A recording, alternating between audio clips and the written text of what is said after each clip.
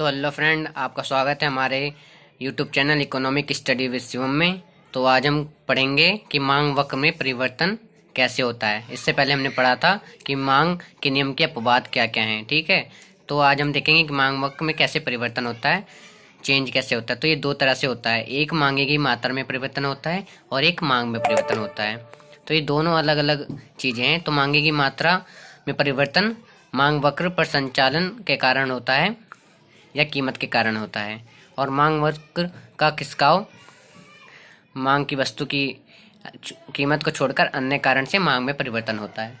तो जो मांगे की मात्रा में परिवर्तन होता है वो दो तरह का होता है, एक होता है मांग में विस्तार और एक होता है मांग में संकुचन।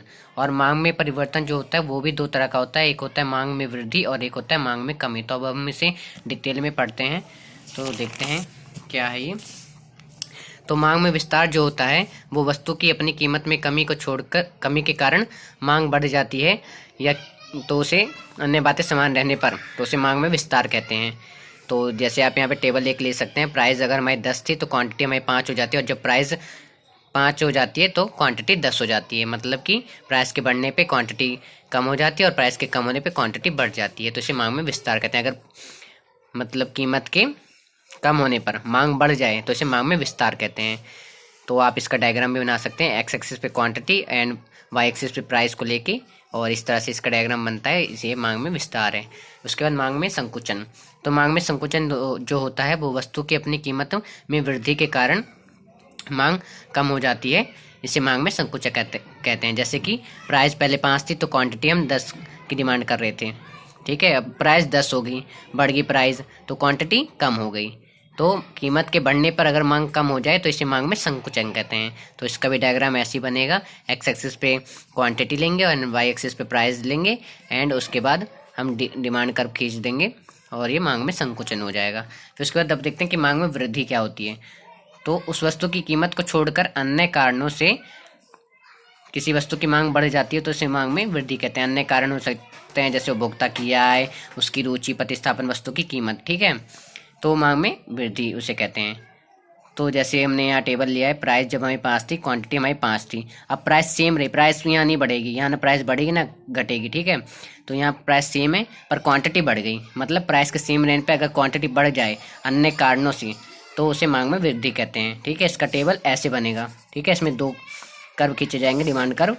ये आगे जो ये एरो है ये हमारा मांग में वृद्धि को दिखाता है। ये देखो, ए पॉइंट एंड बी पॉइंट, इनके बीच का जो डिफरेंस है वो मांग में वृद्धि को दिखाता है। ठीक है, यहाँ भी हम एक्स एक्सिस पे क्वांटिटी एंड वाई एक्सिस पे प्राइस को लेंगे। ठीक है, कारण जो है वो हो सकता है उपभोक्ता की आय में वृद्धि या प्रतिस्थापन वस्तु की कीमत में वृद्धि। ठीक है, अब मांग में कमी क्या होती है। तो उस वस्तु की कीमत को छोड़कर अन्य कारणों से वस्तु की मांग कम हो जाती है तो उसे मांग में कमी कहते हैं। मतलब प्राइस सेम रहेगी पर क्वांटिटी अपने आप कम हो जाएगी। जैसे प्राइस है हमारे 5 तो क्वांटिटी हमारी 10, पर प्राइस 5 सेम ही थी पर क्वांटिटी उसकी हमने कम कर दी, 5 कर दी।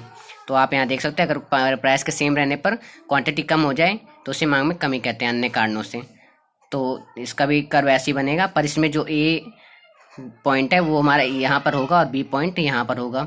और जो ये नीचे के साइड हमने एरो दिखाया है, ये एरो आपको दिखाना बहुत जरूरी है, इसी से हमें पता चलेगा कि मांग में वृद्धि हो रही है, मांग में कमी हो रही है। तो ये नीचे के साइड एरो दिखाया तो ये मांग में कमी है। ठीक है, तो यहाँ भी एक्स एक्सिस पे quantity and y axis price को लेना है, और कारण जो हमें है हमारे वो हैं कि उपभोक्ता की आय में कमी हो गई है या प्रतिस्थापन वस्तु की कीमत में कमी हो गई है जिससे उपभोक्ता उस वस्तु की मांग कम कर रहा है, या भविष्य में कीमत के कम होने की संभावना है जिससे उपभोक्ता अभी वर्तमान में उस वस्तु की डिमांड कम कर रहा है ताकि वो भविष्य में उस वस्तु की डिमांड कर सके। ठीक है, तो आज ये चैप्टर खत्म होता है।